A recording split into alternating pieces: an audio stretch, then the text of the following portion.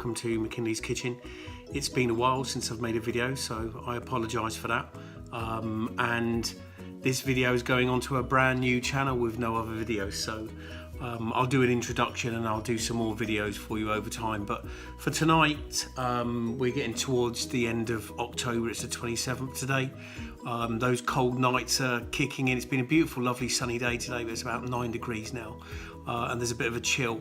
And I thought to, I just haven't felt like cooking recently. A lot of changes in my life, and that's probably why. But tonight, do you know what? I'm going to push the boat out and I'm going to make a prawn madras from scratch with some nice fresh chillies and some tomatoes and some tamarind water. Inspired by my hero, Rick Stein. So I'm going to take you through some of the ingredients in a second, take you through the process. I really hope you enjoy it. I do hope that I can get some more followers back up now that I've restarted the channel. Thank you so much for those that have come back and are watching this channel. Much love. Okay, well, let's get on. Okay, so first of all, let me take you through my ingredients. We have 400 grams of cold water prawns. I'm going for more sort of classic type madras, and the first madras I ever had was a prawn madras. So Rick Stein uses snapper, but he says you can use gurnard or sea bass or monkfish. Definitely going to try them out, but for tonight I'm doing a good old prawn madras. I've got one onion, white onion, brown onion finely chopped, and you can see just there on the top are 3 cloves of garlic. It's about 15-16 grams of garlic there. I'm not following the recipe completely, so I've got a couple of tomatoes there, some lovely on the vine tomatoes, fresh ones that I've chopped up. I'll add them in just for a bit of texture. A 400 gram tin of chopped tomatoes. Again, not on the classic recipe, but some green beans, which I'll throw in there at the end as well. I have a tablespoon of yellow mustard seeds. And in here, I have 2 teaspoons of coriander seeds, which I've crushed. I have 2 teaspoons of tumeric seeds, fresh turmeric powder. And I have about 20 dried curry leaves. It would be better to have fresh ones, but I've just moved to Ilminster and I really can't find very much around here at all. And the red in there is 2 teaspoons of kashmiri chilli paste. I have also 2 green chillies, which I have sliced lengthways into 6 for each chilli. But I've also added a couple of extra finger chillies, which I've just, if you can see there, just split down the middle, which I'll throw in, and they'll give a little bit more heat to the dish. A madras is medium hot, but that's by Indian standards, so it will be a hot one by Wussy standards. I have tamarind block here. The reason I'm showing you this is because I'm going to make tamarind liquid, okay? But I want to show you how to actually make that as well. So we're going to use fresh tamarind block, dry tamarind block, rather than tamarind paste or anything else. Okay, let's start the process for the tamarind liquid, the tamarind water, whatever you want to call it. I've got about 50 grams of tamarind block in there, and I've added to that 250 millilitres of warm water. I'm going to leave that to stand for about 15 minutes every now and again. I'm just going to get my hand in there and give it a little squeeze, a little mash up to sort of help it dissolve. And then once I've done that, I'll show you the rest of it. Okay, so it's been soaking for about 15 minutes. As you can see, it's predominantly broken up now.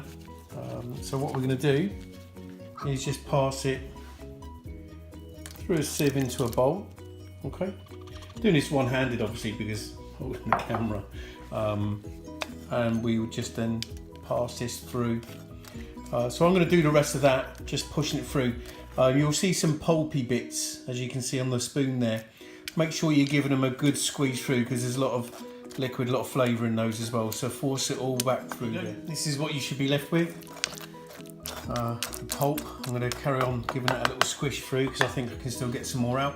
Look, this is the long way round. I was in Waitrose and I found the block of tamarind pulp, but it's not always in there, and I've not seen it since, to be honest. There is a shortcut. You could use a jar of tamarind paste, probably let it down with some water, but this works for me.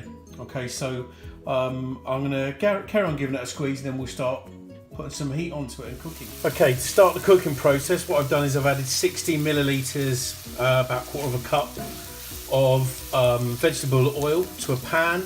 Nice heavy based pan. I'm using the Creuset pan here, and I've heated it up.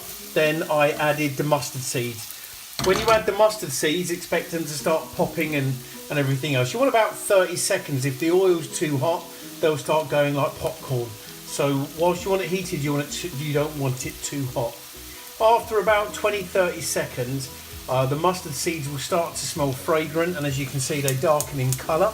So what you then do is add your onions and your garlic, and what I'm going to do is just fry these nice and gently for about 10 minutes until they start to soften and go a light golden colour. Okay, that's been gently frying for about 10 minutes. You can see, well, maybe you can see that they've softened, but you can see they've got a nice golden brown colour. I'm going to add my coriander, my tumeric, kashmiri chilli, and my curry leaves. I'm going to stir them in and let that cook out for about 2 minutes. After that, we'll be putting in the chillies, the tomatoes, the green beans, and the tamarind water that I prepared earlier. That tamarind water I needed about 100 millilitres, so I've done that, and about a teaspoon of salt. Okay. So, about 2 minutes. What we now do is add the tamarind water, the tomatoes, the green beans, and the chillies. They're in there as well. The chillies are with the seeds, by the way. If you don't really want it too hot, why you have it in a dress. But if you don't want it too hot, take the seeds out. And also the whole tomatoes go in there as well. And as I said, about a teaspoon of salt. I'm using Maldon sea salt flakes.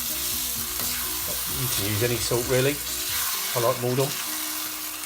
Give that a mix, and we're going to let that cook gently. You can see already a nice consistency there. We're going to let that cook gently for about 10 minutes or so.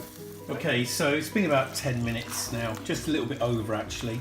And as you can see from the sauce, the tomatoes are still there, but they've started to soften a bit. The beans should be nice and al dente, but cooked. And the sauce is lovely and rich and thick. Okay, nice bit of kick to it. You can see in the background I've made some basmati rice to go with it. I'm using cooked prawns, so I'm literally just going to add them now, and I'm just going to stir them through, and literally 2 to 3 minutes just to heat them through.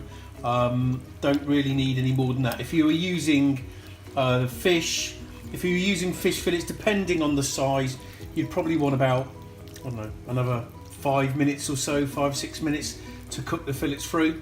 And if it were raw prawns, maybe 5 minutes also just to cook them through. Okay, all that's left to do is plate up and enjoy it. And there you have a really easy approach to making your own madras, and it is absolutely lovely. Okay, thank you for watching.